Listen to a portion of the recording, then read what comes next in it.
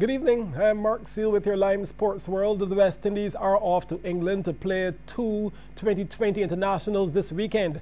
Coach Otis Gibson said the team was picked with the next T20 World Cup in mind.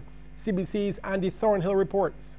With the T20 World Cup not too far away, this trip to England affords the West Indies selectors a chance to assess different options. We need to try now and narrow down the players that we're going to look at. Obviously the Trinidadians, some of the Trinidadians that would have been here are missing, so it gives us an opportunity, like I said, to try some new guys, and you know, we go to England full of optimism that we're going to do very well. Coach Gibson says fitness is a key plank of the West Indies' future. We might not be the best team in the world, but there's no reason why we can't be the fittest team in the world, you know. And if you want to be the best team in the world, I think fitness will play a major part, you know. And we set our standards out. We talk about assessing players' fitness levels and then testing them sort of different times of the year, you know, leading into camps and stuff. And unfortunately, Ashley didn't meet the sort of fitness assessment. He didn't meet the standards that we expected, and a decision was made for him not to tour. And so they're off to England to do battle against the old enemy, hoping, of course, to put out the bright fires burning in English cricket at the moment. Andy Thornhill, CBC Sports. And the Sagicor West Indies high performance squad also left for Dubai today, where they'll play 6 matches, including one against the West Indies. Head coach Andre Cooley welcomes the trip.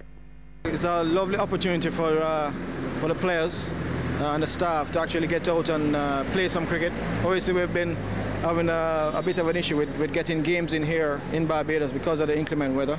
So I think everybody's looking forward to actually getting some games in. Trinidad and Tobago got their Champions League 2020 campaign off to a winning start today in Hyderabad. They beat Rahuna of Sri Lanka by 5 wickets. Chasing 139 for victory, TNT got home with 7 balls to spare, scoring 144 for 5. Darren Bravo top scored with an unbeaten 44, while man of the match Sherwin Ganga made 39 not out off just 15 balls. Earlier, Rahuna were dismissed for 138 in their 20. Dinesh Chandamal made 50, Ravi Rampal took 2 for 17, and the teams wore similar colors, but TNT, they are wearing the red bottoms. Now up goes the finger. Jayasuriya is not happy at all. You still say it should pitch in line. Well, it's got to. No, I think he's struggling here. He releases it quickly, gets it skidding through, 1 bounce and gone. Oh dear. Now don't. He's taken the stumps off. Great shot. That really is a fine shot, and it's gone all the way for 6. Out anyway. Knocked him over. I don't think they're picking up Cooper very well. It's gone straight up in the air. It should be a simple catch. Well bowled, Ravi Rampal. It's gone straight up in the air. Behind the stumps, should be out. It is out. They did get past 130, but they have, thanks to Pereira's batting.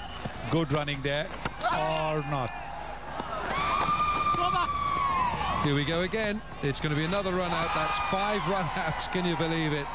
And that is the most in an innings in Champions League cricket. Now was a foot in the air, I think it was. Straight to mid-off. Well, now he's connected and he's gone the distance.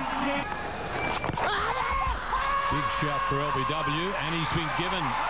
Then the other batsman can come and whack it. Excellent shot from Ramden. On this occasion, the placement is perfect. One for the keeper. Chandamal is underneath it, and he takes the skyer. It's not a wicket to bowl pace. Full length. He's got this through. That's very well timed. Well, this is a magnificent blow. That is 6 into the stands.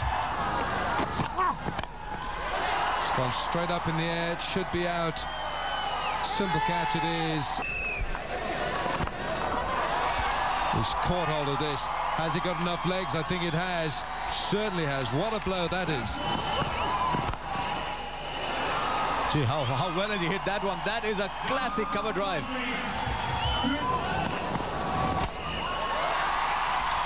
Now, over! One will do. Over the infield, one bounce into the boundary. In fact, all the way for 6. And the men from Calypso Land come charging in to celebrate a win. TNT will take on Leicestershire in their next game as early as tomorrow, starting at 6:20 a.m. It'll be on ESPN. Meanwhile, Kolkata Knight Riders edged out Champions League debutants Auckland Aces in their first qualifier. Scores: the Knight Riders won 21-6. The Aces won 19-6 for the Riders to win by 2 runs. More cricket later on, but we'll take a break here and come back with basketball. At Lime, we know that when it comes to the internet, it's not just about connecting to everything that matters in your life. It's also about connecting in the blink of an eye. See who's friended you on Facebook, or send a tweet, upload some photos, watch movies online, beat your friend's score, or even email Auntie Bertha. Lime high-speed internet, up to 8 megabits of high-speed internet. Lime, for living every day. British American Insurance Jackson are the new leaders of the BABA Men's Premier League. After last night's 81-62 victory over Nichols Bacon Company Cougars at the Wildy Gym, Jackson have moved to 27 points. That's 1 ahead of Lakers and Warriors. Javid Beckles led Jackson with 22 points, while Peter Allen had 21. Adrian Stewart had a game-high 31 points for Cougars. Now, Rollaway St. John Sonnets have moved into a tie for 5th place with Clapham Bulls after their 68-50 victory over Patriots. Sonnets are on 24 points after Shane Whitaker, Akeem Marsh and Kevin Mason each scored 13 in their victory. And in the other game of the triple header, Pinelands defeated Co-operators General Insurance Tridents 66-63 to move to 7th place on 23. Pineland's game plan looked to overpower the younger schoolboys, so calling Gary Miller, he'll get that job done. Akeem Williams, though, is about 3 times less powerful than Miller, but agility comes with that size. There are also some set plays, not just one-on-ones. Ramon Simmons runs off a screen on the baseline, and he gets the open jumper. And again, this time, the pick by Miller, but no rolling as enough space was created for the shot. Pine leading by 4 at halftime, 33-29. Second half, that combo again, Miller and Simmons. This time, Miller is a facilitator, Simmons, 2 of his 22. The youngsters decide to run at the Pine. 3-on-2 fast break. Dario Kamabach would usually dunk that, but 2 nonetheless. He had 13 points and 13 rebounds. A steal by Gary Miller. He runs the floor, and he's rewarded, basket and the foul. He had a game-high 26 points and 17 boards. 10 years ago, he would have dunked that one, but now he's setting screens, picking and rolling, but he's still a scorer. Tridents still running at the older legs of the Pine. Kareem Neblet ahead of the pack, 2 of his 12. Coach Cosmo Edwards knows his boys still in it, only down by 12 after 3 quarters, 54-42, and they bring it within 8 minutes to play. 54-52. Islands go back to the tried and proven, the pick and roll. Miller again. No easy baskets in the final few minutes. A flagrant foul. Neblet hit hard, but Miller and Pineland's assistant coach Ryan Maynard, they argue. Yeah, it's a foul, but not flagrant. Never seen a referee overturn a call like that. Seconds to go, Triners need a 3 for overtime. They miss. Miller with the rebound, and Pinelands hold on for the 66-63 victory. On to football, Top Bay Settlers scored the only victory so far in the Lime Pelican Football Challenge when they edged Red Snappers 1-0 at the stadium last night. Ramuel Miller netted the winner for the Settlers.